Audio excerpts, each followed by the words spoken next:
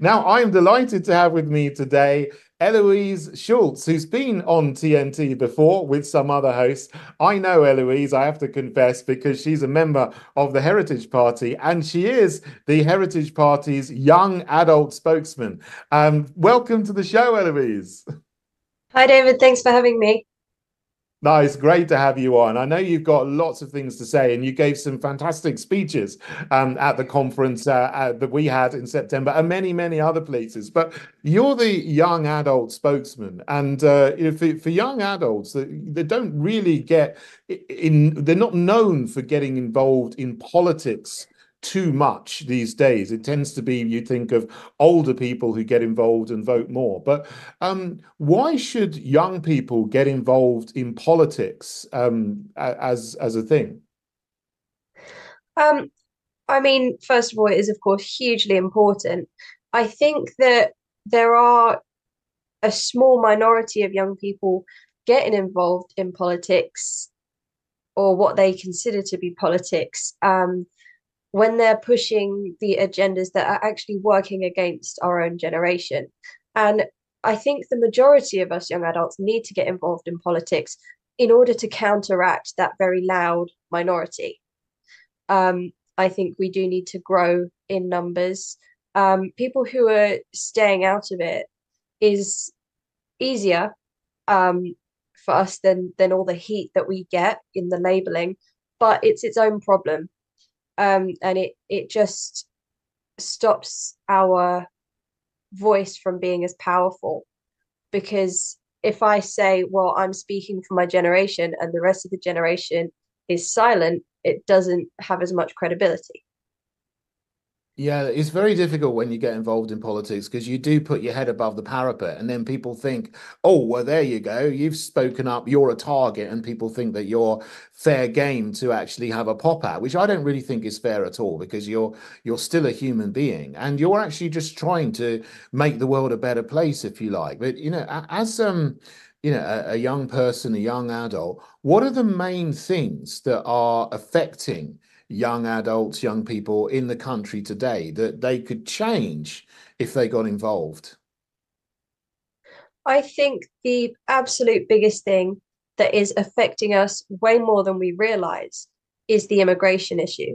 And that was the very first thing that we have been trained not to complain about because from a very young age we were warned against all this, don't be racist, don't be racist. It's racist to not like people coming into your country. And it sort of teaches us to reject all the actual negative impacts that it is really having on my generation. If you look at the housing crisis, and 1 in 6 young people don't expect to own a home before the age of 30.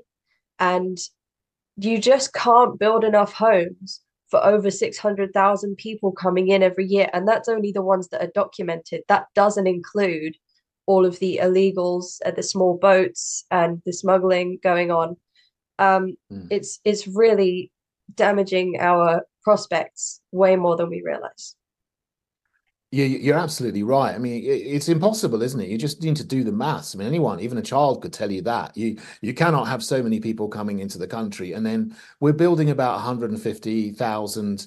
I wouldn't say houses. I would say housing units, because a lot of them are in these horrible, Jenga type blocks, which look really ugly and soulless these days. I wouldn't want to live in one of them, to be honest. And so they all go immediately to people coming over who are migrants in terms of numbers. We now have today or yesterday, this week, the news that the Home Office has actually requisitioned 16,000 homes in the private rental sector in order to house people coming across illegally on boats. So it's not just people wanting to buy a house, it's people wanting to rent a house that are in big trouble. But what other services do you think are affected by mass immigration? It's not just housing. It's are there other things that you see as well that young people have a problem in getting access to? Absolutely. I think it puts a massive strain on policing Mm, and affecting our safety.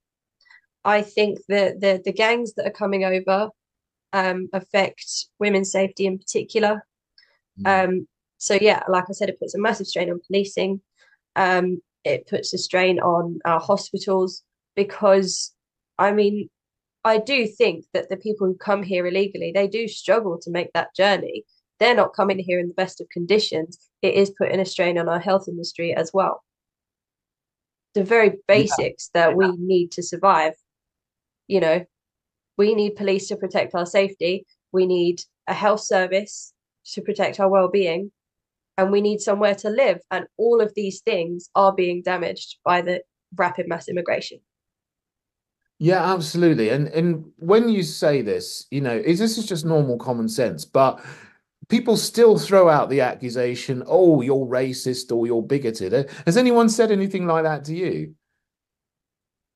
I remember in the election while I was in school, my secondary school held a mock election, and very sadly, the Heritage Party didn't exist at the time, so I was in the mock UKIP, and Ah, a lot of my classmates were saying I was racist for that.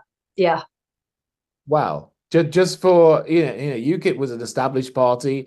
It won the 2014 Euro elections. It was the biggest party in the UK in that year in terms of votes. And yet people still throw the accusation at you that you're racist for supporting positions which make absolute common sense. I mean, this is absolutely ridiculous. Anyway, Eloise, don't go away. We'll be back after this news break. This is today's News Talk, TNT.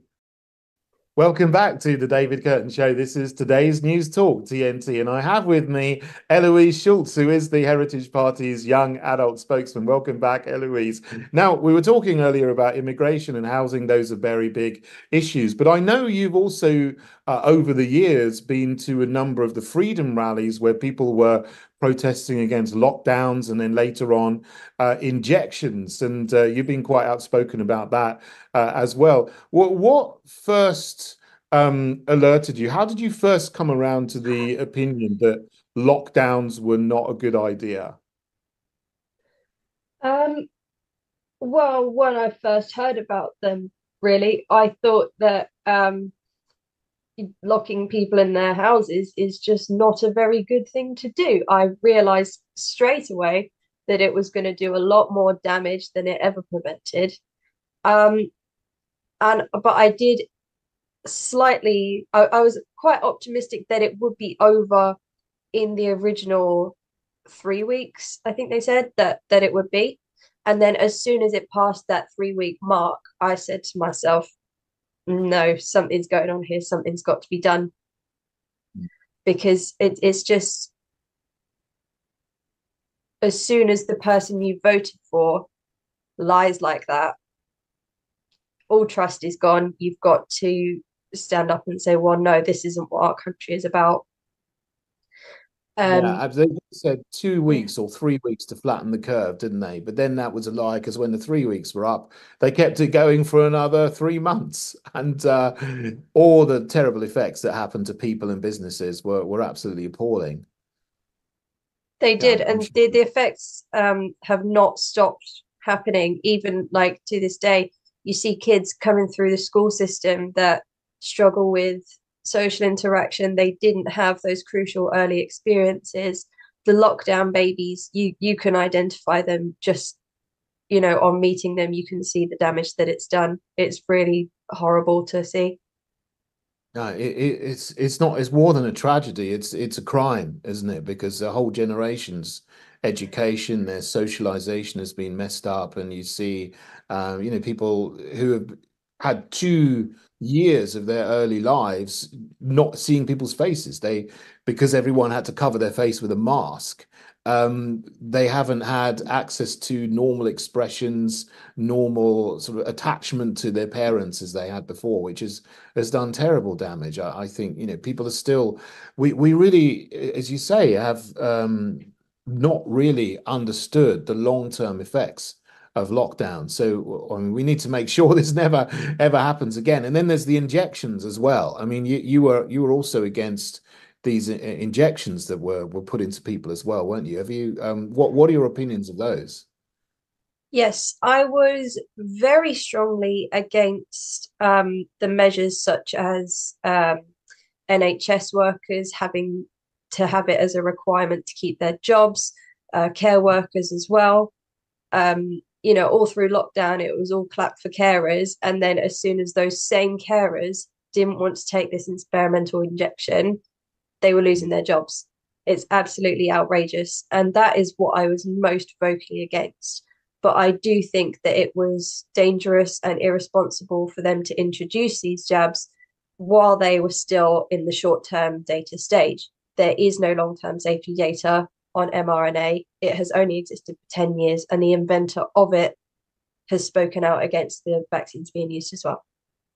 Yeah, absolutely. And so, we really need to get to a point where we say this is never, this should never ever happen again. And I think people are waking up to this now, which is a good thing. But more people need to wake up, and I think more people need to get involved in politics as well, because as I say very often, it's good to go out and go to rallies and protest on the street. It's good to make videos about this, but if we really want to stop it and be sure that this never happens again, we got to get into positions of power. We got to get into councils. We got to get into parliament. And you've been a candidate before, haven't you? You've stood in a local election. How was that? And how was it being a candidate this year? It was last year, wasn't it? In May 2023. What were your experiences of being a candidate? Yes, it was absolutely fantastic being a candidate in the local council elections. I had a really great experience with canvassing. It was great practice. There were a couple of people that were rude, obviously, but overall it was a massively positive experience. People were really refreshed to see a young person getting involved in politics. Um, I was only 69 votes behind the Labour candidate, which was really encouraging for me. Um, I found that really positive. Obviously, producing the leaflets, the thought I was putting into that helped me feel like a really strong candidate. If I felt as if I got in, I could do the job, and I think that a lot more people are capable of being involved at the local level than they think they are. I think people could really surprise themselves with how much good they can do getting into politics. Absolutely. And it's a really good thing to get involved in. Anyone can do it. And, I say to people that I first got involved in politics about 10 years ago. That was the first time I stood for parliament. If I can do it, I was just minding my own business as a chemistry teacher back at the time. Anyone can do it. And, it's fantastic that you've stepped up and you've done it. And that was your first time doing it. And it was great. And you had some good experiences as well. And I think you are going to stand as well in the general election coming up, which is very exciting as well. What messages would you like to give out to your local people or anybody when you stand in the general election?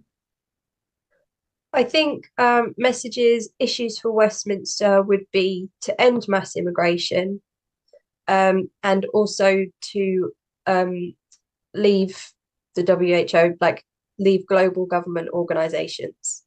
Because at the end of the day, this country is a democracy. The power should be with the people. And if we subscribe to all of these global organizations, the power will no longer be with the people.